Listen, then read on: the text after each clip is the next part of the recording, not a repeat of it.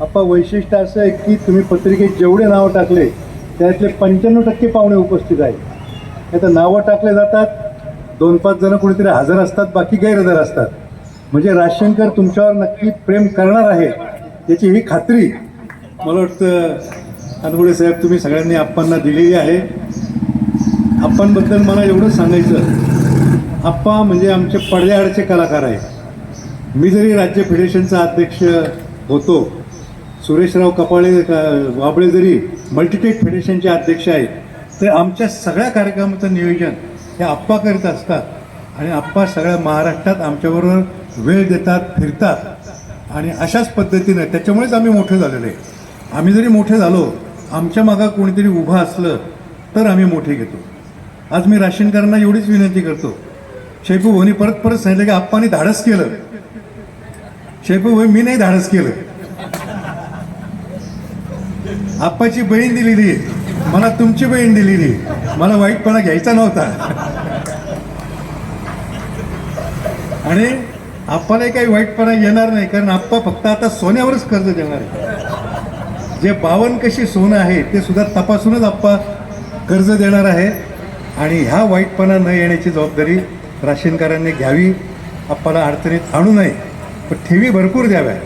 पुन्हा पुन्हा उल्लेख झाला की राशीनमध्ये सोनं पण भरपूर आहे आणि पैसा पण भरपूर आहे, नक्कीच भरपूर आहे. या सगळ्याचा सदुपयोग पतसंस्थेच्या ठेवी वाढवण्यासाठी नक्की होईल. आणि मी तुम्हाला खात्रीपूर्वक सांगू इच्छितो की पतसंस्थांमध्ये ठेवलेला पैसा, विशेषतः आप्पा असतील, कडूभाऊ असतील, आदिनाथजी असतील, वसंतशेठ असतील, आमच्याकडे ठेवलेला सगळा पैसा सुरक्षित आहे. तुम्हाला सगळ्यांना माहीत आहे, गेल्या 2 महिन्यापूर्वी माझ्यावर सुद्धा अनेक संकटं आले होते, पण आई जगदंबेच्या कृपेनं ही सगळी संकटं टळलेली आहेत. कारण आम्ही केवळ सोने तारण कर्ज देतो. सोने तारण कर्ज ज्या संस्था देतात त्या कधीही अडचणीत येऊ शकत नाही. एखादी बँक अडचणीत येईल. अनेक वेळा म्हटलं जातं की सगळ्या ठेवीदारांनी रांगा लावल्या तर रिझर्व्ह बँकसुद्धा पुरी पडणार नाही. परंतु खात्रीपूर्वक सांगतो, आमच्या सोने तारण करणाऱ्या संस्था या सगळ्याला पुरून उरणार आहे. विशेषतः पत्रकार या ठिकाणी आहेत. पत्रकारांना मी विनंती करतो की आजची बातमी थोडीशी मोठ्या प्रमाणात द्या. पत्रकार काय करतात, मला तो गेल्या 2 महिन्यात खूप अनुभव आलेला आहे मीडियाचा. छोटी बातमी मोठी कशी करून लावायची आणि मोठी बातमी छोटी कशी करायची एक कॉलमाची, हे पत्रकारांच्या हातात असतं. तेव्हा आजची बातमी ही कमीत कमी 4 कॉलमाची लागली पाहिजे. पतसंस्था चळवळीनं महाराष्ट्राला कसं जीवदान दिलेलं आहे, विशेषतः सोने तारण कर्जाच्या माध्यमातून. हे बघा, आप्पांनी 120 कोटी रुपयाचं सोने तारण कर्ज दिलं.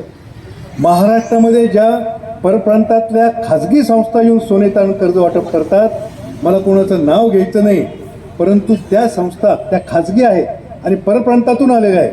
शिवसेनेचे कोणीतरी पदाधिकारी या ठिकाणी देवगावकरच उपस्थित आहे. आम्हाला राजकारण करायचं नाही, परंतु परप्रांतातून आलेल्या या खाजगी संस्था 35-35, 40-40% सोने तारणाचं कर्ज देतात आणि महाराष्ट्राच्या जनतेची अक्षरशः लूट करतायत.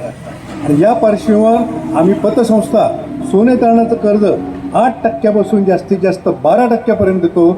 आपण जरी आज 120 कोटी रुपयाचं कर्ज वितरण केलेलं असलं, या 120 कोटी रुपयाच्या माध्यमातून किमान 20 कोटी रुपये या नगर जिल्ह्यातल्या पतसंस्था नागरिकांचे व्याजापासून वाचवलेले आहेत. या खाजगी सावकारशाही म्हणजे ही खाजगी कंपन्यांची सावकारशाही ही जी महाराष्ट्रामध्ये येत आहे, हिच्यापासून पतसंस्था चळवळ ही सर्वसामान्य माणसाला, शेतकऱ्यांना वाचवत आहे. याचं भानसुद्धा सगळ्या नागरिकांनी ठेवलं पाहिजे. आणि तुम्ही जो काही पैसा आम्हाला देता, या पैशाचा विनियोग त्या अशा प्रकारचं महाराष्ट्राच्या जनतेची जी काही लूट खाजगी कंपन्या करतायत त्या वाचवण्याचं काम, म्हणजे पुण्याचं काम तुम्ही करतायत. आणि जे काही सामाजिक काम करतात ते फक्त पतसंस्थाच करतात. आदर्श पतसंस्थेचं आत्ता आगमन झालेलं आहे. तुम्ही कुठलंही सामाजिक काम सांगा, आप्पा करायला तत्पर असतील. तेच काम एखाद्या तुम्ही खाजगी बँकेला किंवा राष्ट्रीयकृत बँकेला सांगून बघा, ते काम करणार नाही. राष्ट्रीयकृत बँकेनं मला नावं ठेवायची नाही, खाजगी बँकांना मला नावं ठेवायची नाही, परंतु तुम्ही आढावा घ्या. मी माझ्या गावामध्ये आढावा घेतला होता. माझ्या कोपरगावमध्ये राष्ट्रीयकृत बँकांच्या ज्या काही ठेवी आहेत त्या 1600 कोटी रुपयाच्या आहेत. आणि कर्जाचा जेव्हा मी आढावा घेतला, त्या 1600 कोटी रुपयेपैकी फक्त 200 कोटी रुपये माझ्या गावात वाटलेले. आणि इतर पैसा हा महानगरांमधल्या भांडवलदारांना, उद्योजकांना, जे उद्योजक भांडवलदार कर्ज घेतात आणि परदेशात पळून जातात अशा लोकांना दिलेलं आहे. या उलट आमच्याकडचं कर्ज हे सामान्य लोकांना, ग्रामीण भागातल्या लोकांना, स्थानिक लोकांना वाटलं जातं. त्याच्यामधून रोजगार निर्मिती होते, त्याच्यामधून नोकऱ्या मिळतात. तेव्हा आपला पैसा आपण पतसंस्थांमध्ये ठेवावा, तो निश्चितपणे सुरक्षित राहील याची खात्री आम्ही देतो. या ठिकाणी आमचे ऑडिटर साहेब उपस्थित आहेत. पतसंस्थांचं ऑडिटमध्ये त्यांना कुठेही दोष आढळत नाही. आमच्या तर काही अपप्रवृत्ती आहेत, आम्ही नाही म्हणत नाही, पण त्या अपप्रवृत्तीला आम्ही कधीही पाठीशी घातलेलं नाही आणि घालणारही नाही. या अपप्रवृत्तींना शिक्षा नक्की झाली पाहिजे. परंतु कपाळ्याप्पांची संस्था असेल, कडूभाऊंची संस्था असेल, वसंत शेठ लोढांची दीनदयाळ संस्था असेल, दिलीप शेठ मला आत्ताच जाणीव झाली त्यांची दीनदयाळ आहे म्हणून त्यांना आशू अडवणीबद्दल अभिमान वाटला. बरोबर ना वसंत? आता आम्हालाही आहे तेवढाच अभिमान. तेव्हा अशा प्रकारचं पुण्याचं काम या महाराष्ट्रामध्ये जी काही पतसंस्थांच्या माध्यमातून होत आहे त्याला आपण सगळ्यांनी पाठिंबा द्यावा, अशा प्रकारची कळकळीची विनंती मी आपल्याला करतो. आदर्श पतसंस्थेने आज या ठिकाणी जे काही पाऊल टाकलं, पुढच्या वर्षभरामध्ये वर्धापन दिन साजरा करायला आप्पा आम्हाला नक्की बोलवा. राशीनकरांनी आम्हाला कपाळ्याप्पांना आशीर्वाद द्यावा, खात्री द्यावी की पुढच्या वर्षी किमान किती ठेवी झाल्या पाहिजे आप्पा? किमान 10 कोटी रुपयाच्या ठेवी सहज होतील. 10 कोटी रुपयाच्या ठेवी पुढच्या वर्षी नाही. बरं आहे, आपण बारक्या हळूहळू जाऊ, खूप काही जायचं नाही. नैसर्गिक वाढ झाली पाहिजे. उगाच खूप ठेवी वळायच्या, 13, 14, 15% व्याज द्यायचं, ते काम आम्ही करत नाही. कमीत कमी व्याजदारांना ठेवी घ्यायच्या आणि कमीत कमी व्याजदारांना कर्ज वाटप करायचं, हेच आमचं ध्येय आहे. आणि त्या माध्यमातून आपल्या सगळ्यांच्या ठेवी या कडूभाऊकडं आदर्श पतसंस्थेमध्ये नक्की सुरक्षित राहतील. फक्त आपण विश्वास हा आप्पांवर दाखवावा, अशाच प्रकारची विनंती मी या ठिकाणी करतो आणि थांबतो. सर्वांना पुन्हा एकदा धन्यवाद. जय हिंद, जय सरकार. डॉक्टर राजकुमार आंदळकर साहेब यांचं आगमन झालेलं आहे. साई आदर्श परिवाराच्या वतीने त्यांचं हार्दिक असं स्वागत. यानंतर मी मनोगत व्यक्त करण्यासाठी आमंत्रित करतो नाशिक विभागीय पतसंस्था फेडरेशनचे अध्यक्ष सन्माननीय वसंत शेठ लोढा साहेब.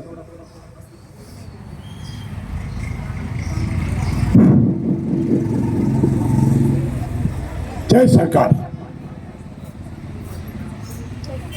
आज या ठिकाणी आपण साई आदर्श पतसंस्थेच्या 21व्या शाखेच्या उद्घाटनाच्या निमित्तानं आजच्या कार्यक्रमाचे अध्यक्ष विश्वनाथजी आंदळकर, ज्यांच्या हस्ते आज आपण या शाखेचं उद्घाटन केलं आहे, असे आमच्या पतसंस्था चळवळीचे मार्गदर्शक मान्य काकासाहेब कोयटे, मान्य कडूभाऊ काळे, कानगडे साहेब, सहकार भारतीचे जिल्हा प्रमुख आदिनाथजी हजारे, अल्लाउद्दीन काजी, विष्णुपंजी गीते, भोसले साहेब, किशोरराव थोरात, ॲडव्होकेट देवकर साहेब, मुटकुळे साहेब आणि उपस्थित सर्व या भागातील नागरिक बंधू भगिनींनो,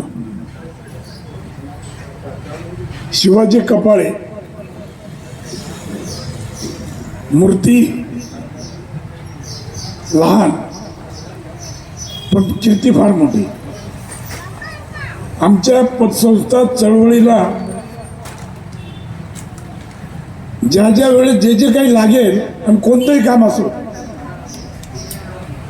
विशेषतः अडचणीचं काम, ते शिवाजी कपाळेंना सांगायचं. शिवाजी कपाळे ते काम 100% करणार म्हणजे करणार. आणि ज्या पद्धतीने आता अल्लूभाऊंनी सांगितलं, त्यांची पूर्वीची कारकीर्द आणि आत्ता त्यांचं चाललेलं काम, नाव पण त्यांनी किती चांगलं जोडलं, निवडलंय साई, भक्ती, विश्वास. साई म्हणजे भक्ती आणि विश्वास, आणि त्या माध्यमातून आर्थिक क्षेत्रामध्ये चांगल्या प्रकारचा आदर्श निर्माण करण्याचं काम आज खरं म्हणजे शिवाजीराव कपाळे आप्पा करतायत. ते एकटे करत नाही आहेत, कौटुंबिक जवळजवळ त्यांच्या संपूर्ण जबाबदाऱ्या पूर्ण झाल्या. त्यांनी त्यांच्या सौभाग्यवतींना पण या कार्यामध्ये घेतलंय. त्या पण जास्तीत जास्त पूर्ण वेळ या पतसंस्था चळवळीच्या कामासाठी देतात. या माध्यमातून आपल्या कुटुंबाला पण याच्यात जोडून, समाजाला पण जोडून आणि समाजामध्ये सर्वांना आर्थिकदृष्ट्या उभं करण्याचं काम शिवाजीराव कपाळे हे करतायत. आज खरं म्हणजे राशीन सारख्या ठिकाणी मला फोन आला तेव्हा राशीनमध्ये मी शाखेचं शिवरामल करायचं आहे, हे फार मोठं धाडस त्यांनी केलंय.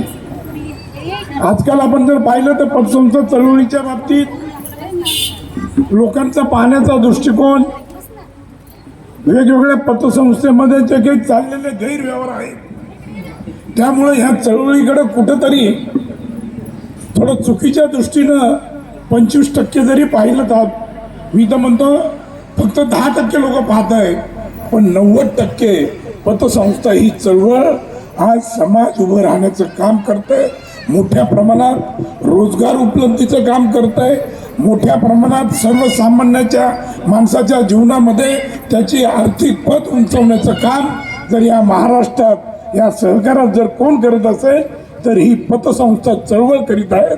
आणि ह्या पतसंस्था चळवळीचं आम्हाला खरं मोलाचं मार्गदर्शन. ही पतसंस्था चळवळ आज महाराष्ट्रात एवढ्या चांगल्या प्रकारे उभी आहे.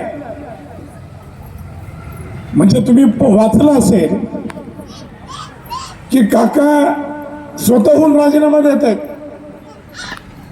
की आता माझं वय झालंय, नवीन कोणीतरी त्या ठिकाणी आलं पाहिजे. ज्या वेळेस काकांनी राजीनामा दिला तो राजीनामा स्वीकारणार त्यावेळेस जवळपास 21 सदस्य उपस्थित होते. 19 सदस्यांनी संचालकांनी सांगितलं काका तुम्ही राजीनामा देऊ नका.